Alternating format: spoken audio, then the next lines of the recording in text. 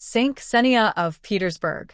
Our Venerable Mother, the Blessed Xenia of St. Petersburg, is an 18th century Russian fool for Christ.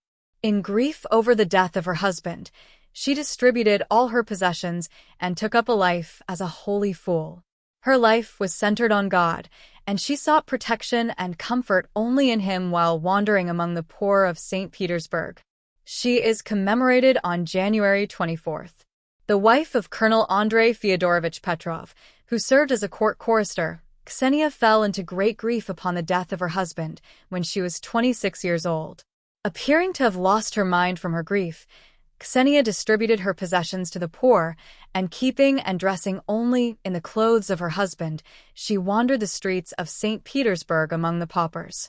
She called herself by her husband's name, Andrei Fyodorovich. Her life was centered on God, seeking protection and comfort only in Him.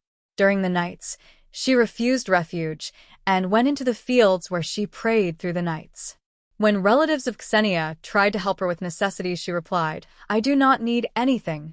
The people of St. Petersburg came to love her as she placed the kingdom of heaven before earthly possessions.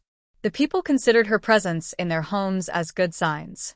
Her acceptance of services and bread from merchants, however small, brought them great sales as their customers, who loved the saintly Xenia, frequented those who helped her.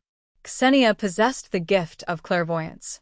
She foretold the deaths of the Empress Elizabeth in 1761 and of the imprisoned John IV Antonovich, the great-great-grandson of Tsar Alexis, in 1764.